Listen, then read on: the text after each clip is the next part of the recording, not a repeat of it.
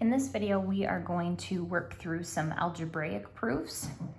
Now, when we're solving equations, the properties that we're going to be using the most often are here. This is on page 51. So just keep these in mind as we work through these problems, that when we go to solve the equations, when we go to write our reasons, we might need the addition property of equality or the subtraction property of equality. We might need the multiplication or division property of equality. And then if we ever use the distributive property, we'll need that as a reason.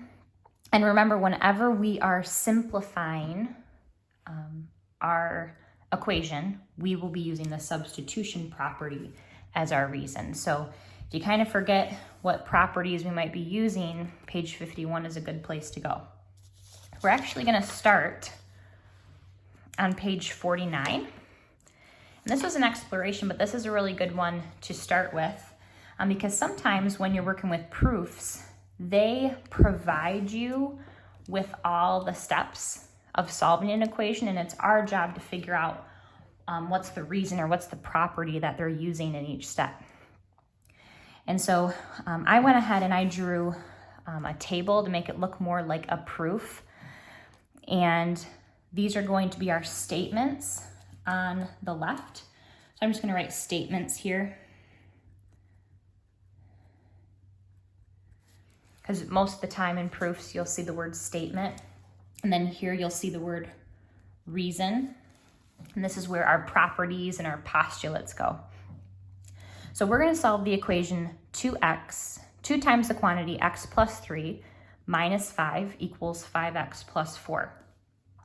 And so when we start with our equation and our proof, it's always what we're given. So our reason is given. And now when you go and try to figure out what property they're using, if it helps you to go ahead and try to solve this on the side, that's a strategy you could use. So if you want to go ahead and solve it on your own and then go back to figure out what the properties are, that's a good strategy. I try to just figure out what is different from each step to the next. Okay. So I know most of the time when we solve equations, if we see parentheses, we're going to use that distributive property to get rid of them. And so I can see from my first step to my second statement, that's what they did. I can tell that they took the 2 out front and they multiplied it by both numbers inside. They used the distributive property to get 2x plus 6 right here. And so that's the property that we're going to write as our reason. They used the distributive property. So now we're looking from statement 2 to statement 3 to try to figure out what did they do next. And so maybe it helps you over here to kind of keep track of what they're doing when they're solving the equation. I notice that they have 1 right here. And where did that plus 1 come from? Well, they combined like terms. So if you were solving this over here, they did 6 minus 5 to get 1. And so they combine like terms. And remember, when we simplify and combine like terms, we call that substitution, because they're substituting that new simplified number in for what you had before. Now let's look at step 4. We have to figure out what they're doing. That's new in statement 4 from statement 3. Okay. If we were solving this over here, most of the time when we solve equations, if I was going to get rid of this 2x, I would subtract 2x, and we're used to writing it underneath, which is fine. Notice what they did though, they wrote the minus 2x right in the same line with the equation, and you might see that written that way, but it means the same exact thing as if you were going to subtract 2x on both sides. Okay? And so anytime we subtract the same number from both sides in our equation, we're using the subtraction property of equality. So you could put just subtraction, I'm going to put subtraction property of equality.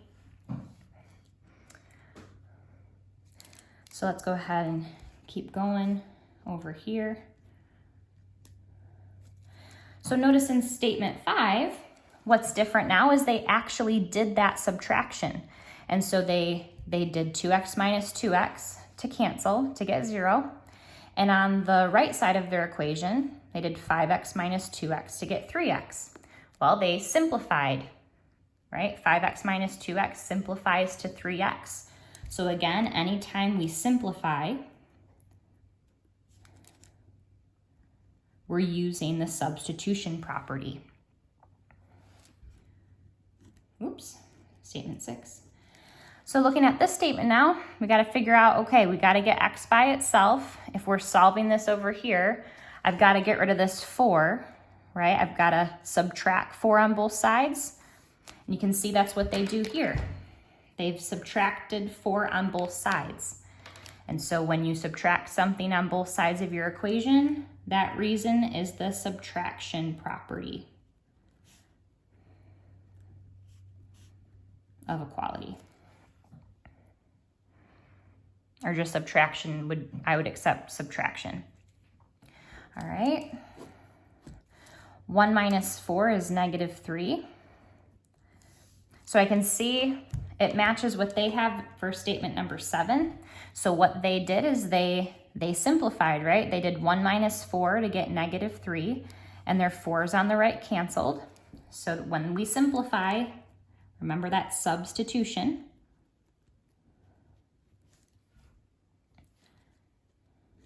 Statement 8, if I'm going to solve for x over here, keeping track on the side, I need to divide both sides by 3, right? To get x by itself, let's see if that's what they did. Yep, they divided both sides of their equation by 3.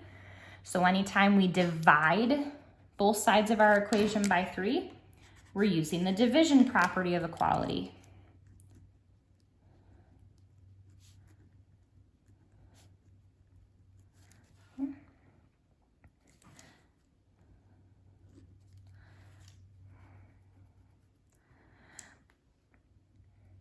So now, when I'm solving my equation, I see that negative 3 divided by 3 is negative 1.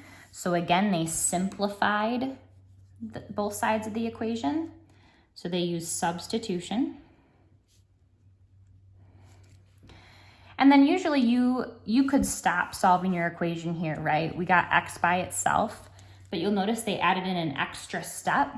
And all they did is they wanted to make their answer look maybe more nice, I suppose, by putting x on the left and negative 1 on the right. And so right now we're thinking, okay, what property allows us to switch sides of an equal sign? If you go to page 52 in your journal, you'll notice that there's this property called the symmetric property. And the symmetric property tells you if A equals B, then B equals A. It allows you to flip the sides of your equation around, right? And so technically the property they used here to give it a name, this is called the symmetric property. And we've just filled in each reason in our proof.